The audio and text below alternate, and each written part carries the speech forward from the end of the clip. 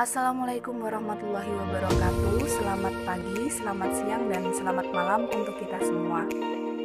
Nah, pada kesempatan kali ini kita akan membahas tentang pertolongan pertama pada kecelakaan atau P3K. Apa sih yang dimaksud P3K dan apa saja pertolongan pertama yang dapat dilakukan dalam berbagai kecelakaan yang terjadi? Langsung saja kita simak video kali ini. P3K merupakan tindakan pertama yang harus segera diberikan kepada korban yang mendapatkan kecelakaan atau penyakit mendadak dengan cepat dan tepat sebelum korban dibawa ke tempat rujukan atau rumah sakit. P3K ini diberikan untuk menyelamatkan korban, meringankan penderitaan korban, mencegah cedera atau penyakit yang parah, dan mencarikan pertolongan yang lebih lanjut. Pada video ini kita akan membahas pertolongan pertama pada korban yang mengalami keracunan, luka bakar, dan kecelakaan lalu lintas. Yang pertama adalah pertolongan pada korban yang mengalami keracunan. Bukan hanya keracunan makanan, namun keracunan di sini berarti masuknya racun atau molekul asing ke dalam tubuh melalui beberapa jalur, diantaranya melalui mulut atau alat pencernaan seperti obat-obatan atau minuman, misalnya obat tertentu yang dikonsumsi dalam jumlah banyak atau diminum dengan bahan lain sehingga menimbulkan keracunan. Contoh yang lain adalah makanan yang mengandung racun, makanan kadaluarsa, serta makanan yang tidak dipersiapkan dengan baik atau tercemar, atau makanan dan minuman yang mengandung alkohol. Yang kedua adalah keracunan melalui jalur pernafasan, seperti menghirup gas atau udara beracun. Yang ketiga, keracunan melalui kulit. Racun yang terserap ada kalanya dapat merusak kulit. Racun yang masuk dari kulit secara perlahan terserap ke dalam aliran darah. Pada umumnya berupa zat kimia pertanian seperti insektisida, pestisida maupun zat kimia yang lain. Kemudian bisa juga dari tanaman beracun atau binatang yang mengandung racun pada kulitnya atau bagian tubuh yang lain.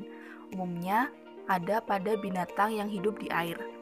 Kemudian yang terakhir adalah keracunan melalui suntikan atau gigitan, misalnya obat suntik, dan gigitan atau sengatan binatang yang mengandung bisa racun seperti kalajengking, ubur-ubur, dan sebagainya.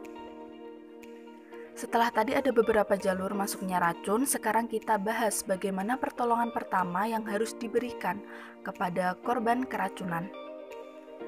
Penanganan atau pertolongan pertama pada kasus keracunan secara umum dapat dilihat pada gambar berikut.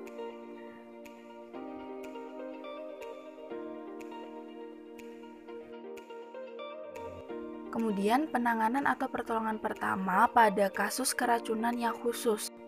Yang pertama adalah keracunan melalui kulit.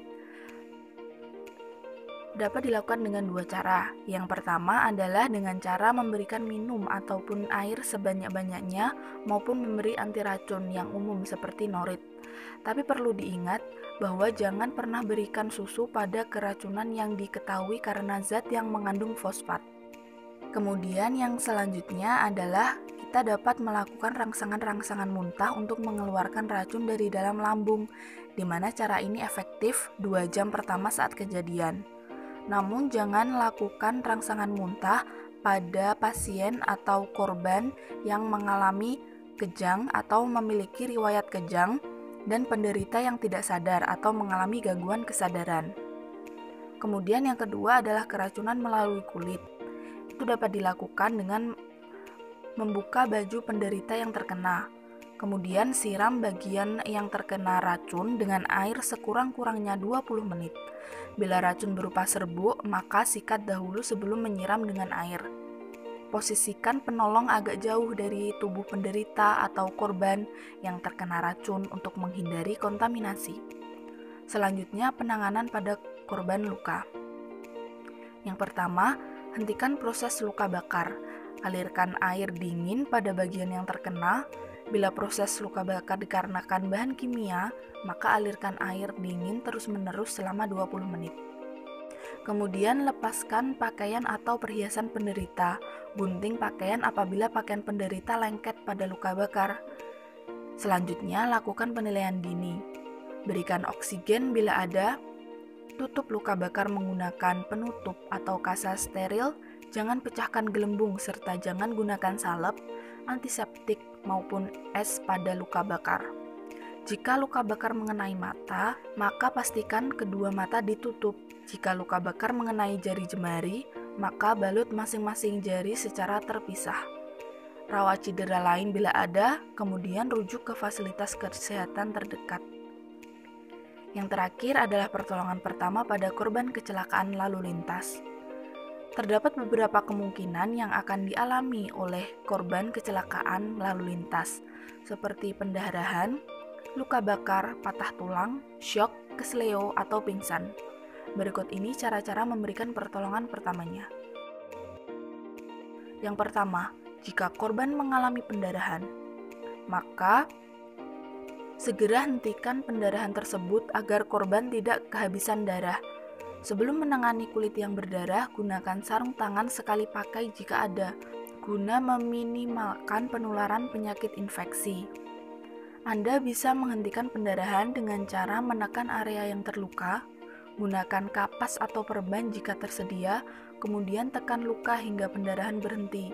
Jika darah masih menembus melewati perban, lapisi lagi dengan kapas atau perban dan tekan hingga pendarahan berhenti. Jangan sekali-kali membuka perban awal, cukup dicek secara berkala untuk memeriksa apakah darah sudah berhenti mengucur atau belum. Kemudian selalu cari bantuan medis untuk korban yang mengalami pendarahan. Yang kedua, jika korban mengalami luka bakar, maka cara yang dapat kita berikan sama seperti yang sebelumnya sudah disampaikan. Kemudian yang ketiga adalah jika korban mengalami kesleo, maka kita bisa memberikan pertolongan pertama dengan cara mengistirahatkan anggota tubuh yang kesleo. Selain itu, kompres dengan air es guna mengurangi pembekakan. Jika hanya menggunakan es batu, pastikan mengompres jangan terlalu lama karena bisa merusak jaringan kulit. Angkat bagian yang cedera lebih tinggi dari posisi jantung untuk mengurangi pembekakan. Yang keempat, jika korban mengalami patah tulang. Mengetahui apakah korban mengalami patah tulang atau tidak bukanlah perkara yang mudah. Namun jika kita melihat korban merasa kesakitan pada anggota tubuhnya dan tidak bisa menggerakkannya, kita bisa menangani cedera itu sebagai kondisi patah tulang. Berikut pertolongan pertama yang dapat kita lakukan. Jangan menggerakkan bagian yang cedera, dan disarankan untuk segera menghubungi tim medis untuk menanganinya. Pada kondisi ini, jangan memberi makanan atau minuman apapun kepada korban yang mengalami patah tulang, karena kemungkinan mereka akan diberikan obat bius ketika sampai di rumah sakit. Yang kelima, jika korban mengalami syok. Syok di sini tidak sama dengan kaget, meski hal ini bisa pula terjadi jika seorang mengalami kecelakaan. Dalam istilah medis, syok terjadi karena terganggunya sistem peredaran darah, misalnya akibat pendarahan yang hebat. Hal ini dapat mengurangi pasokan oksigen ke organ-organ vital tubuh seperti otak. Syok bisa mengancam jiwa jika tidak ditangani dengan baik. Oleh karena itu, penting untuk mengetahui tanda-tanda seorang mengalami syok atau tidak. Tanda-tanda seseorang mengalami syok yaitu berkeringat, kulit berubah menjadi pucat dan teraba dingin, lemas, pusing, merasa haus, kemungkinan korban akan muntah, pernafasan menjadi lebih cepat atau terengah-engah. Jika tanda-tanda ini dialami oleh korban, segera hubungi tim medis. Sembari menunggu kedatangan tim medis, Anda bisa membaringkan korban jika memungkinkan dan angkat bagian kakinya. Anda juga bisa menghangatkan tubuh korban dengan jaket agar dia merasa lebih nyaman. Saat menghadapi kondisi ini, hindari memberikan makanan atau minuman apapun. Kemudian yang terakhir adalah jika korban pingsan. Pertolongan pertama yang dapat dilakukan adalah dengan membaringkan korban di permukaan yang datar. Angkat kaki setinggi posisi jantung, setelah itu buka kancing kerah baju atau longgarkan ikat pinggangnya. Jika setelah 1 menit korban sadarkan diri, jangan langsung menyuruhnya duduk atau berdiri untuk menghindari pingsan kembali. Namun jika dalam selang waktu tersebut dia belum kunjung sadar, maka segera hubungi tim medis. Kita bisa langsung mengecek sistem pernafasannya masih bekerja atau tidak. Jika tidak, merasakan hembusan nafas atau pergerakan dada, kita bisa memberikan nafas buatan. Sekian pembahasan kita pada kali ini. Semoga bermanfaat. Terima kasih. Wassalamualaikum warahmatullahi wabarakatuh.